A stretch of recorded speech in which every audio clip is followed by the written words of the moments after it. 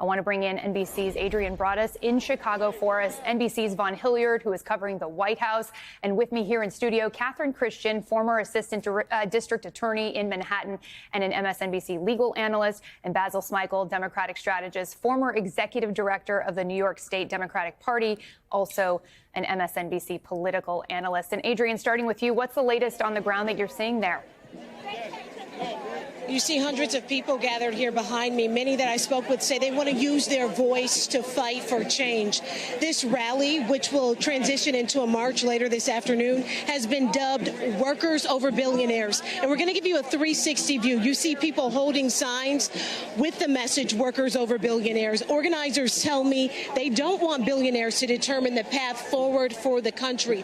But many here are also concerned about Trump's threats to send troops here to Chicago as this ongoing federal crackdown on crime continues ahead of anticipated National Guard members taking over the streets. Just a moment ago, I spoke with a couple in their 70s. The husband is 80 years old. He says he's not so much concerned about the future for him and his wife, but his grandchildren and others. Take a listen. This is not the kind of country that we want to leave to our grandchildren. We see them every day. They remind us that we should be here to stop this. Are you concerned about the presence of possibly seeing tanks and National Guard members on our streets? Absolutely. Absolutely. Chicago doesn't need that. That's part of it. And the cruelty all around is just not America. He has no checks and balances except us. The people. That's it. We the people. And the people that I've spoken with, including some city leaders, are concerned about striking the right tone and right balance. Yes, they're concerned about crime. No one wants to see crime on the rise in their city. The city here in Chicago is saying that overall violent crime is down. Folks here say, yes, they want to see crime prevention in place, but they say there's another way to fight crime. For example, I spoke with an organizer who operates a nonprofit on the city's south side, and some of those crime prevention measures that were in place were cut. He lost 1/3 of his staff and more than $500,000 in funding, and they're worried that that prevention that was already in place could be reversed. I'm going to send it back to you as this crowd is beginning to chant. You hear the chant. They're saying Trump has got to go. Mayor Brandon Johnson, the mayor of Chicago, is expected to speak any minute. Back to you guys. All right, Adrian Broadus continuing to monitor those protests. And Basil, to you, Governor Pritzker has said they don't want federal intervention. You heard the same from Mayor Johnson there. But how do you square that when you have 50 people shot over just one weekend? Does that make that case harder?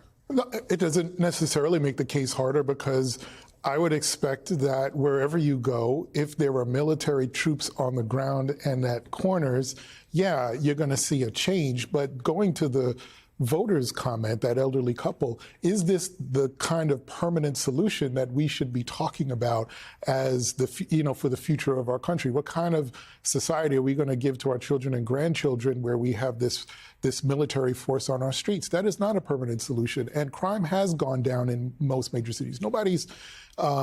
Nobody's cheering for any crime that takes place.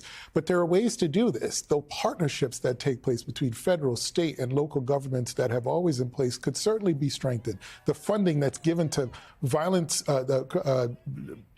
intervention, what Adrian just talked about. I work with a lot of those nonprofit organizations. They do extraordinary work. But when you cut that funding, when you don't engage in those partnerships, and you have a leader who is clear on this kind of incursion in local jurisdictions, then this is the kind of outcome that you're going to get. Troops on our streets. And Catherine, I want to play a little bit of what Chicago Mayor Brandon Johnson just had to say on Saturday. We'll talk about it.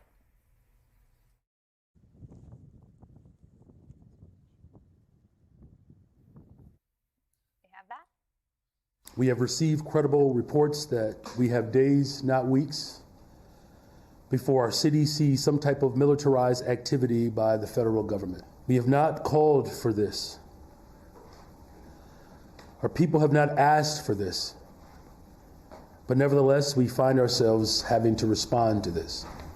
So, Catherine, can this be prevented? Can Trump send in any kind of federal forces he sees fit, or is there anything that the state and local officials there can do? Well, they will, as California did, file a lawsuit. The president will send them in. Legally, he's not really authorized because the president can use armed forces in a state when he needs to quell an insurrection or domestic violence, and the state is unable to do so or fails to do so.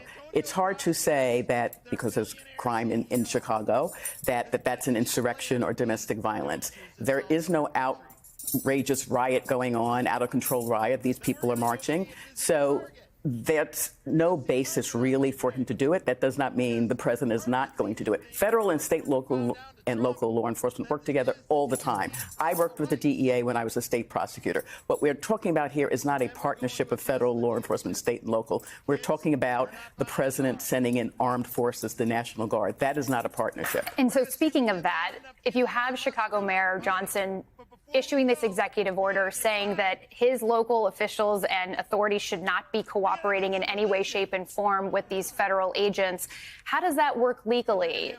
Isn't everyone supposed to be perceived to be on the same team here? Well, it's going to make it hard, quite frankly, for the Chicago police, who I'm sure on a daily basis work in collaboration with their federal law enforcement partners. But the mayor has a right to direct his police force to not do and engage into things that he does not want them to, like wear masks.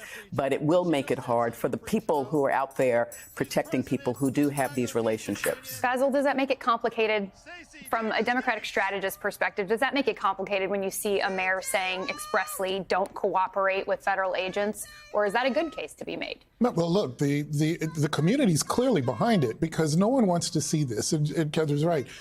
They're used to engaging in partnerships. And this is where I think a lot of gets lost in this conversation.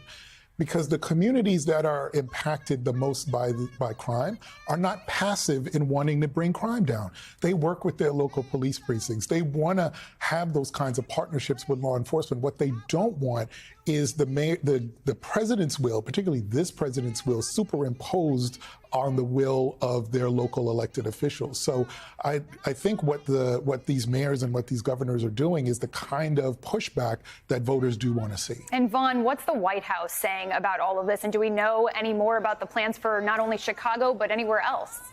Right. This weekend, Ariel, President Trump in a social media post said that J.B. Pritzker better act fast or, quote, we're coming. Of course, he has openly suggested that could be federal agents as part of an immigration enforcement surge as part of this mass deportation effort. But he also publicly has said that he is looking to send the National Guard to Chicago here. And this is, for this president and this White House, consistent with the distortion of the facts that are on the ground when it comes to the presentation and the justification of why he is sending in an increase of federal agents and the National Guard into these cities, from Los Angeles to Washington, D.C., and now into Chicago. And a statement from the White House here this weekend, they write in part, Chicago's residents would be much safer if Pritzker actually did his job and addressed his crime problem instead of trying to be a resistance lib hero. And I want to let you listen to DHS Secretary Kristi Noem here this weekend as well. She suggested that if it weren't for the National Guard and the Trump administration, that Los Angeles would be gone. Of course, that is far from any reality, but I want to let you listen to her presentation as to why they are preparing in the days ahead to enter into Chicago. Take a listen.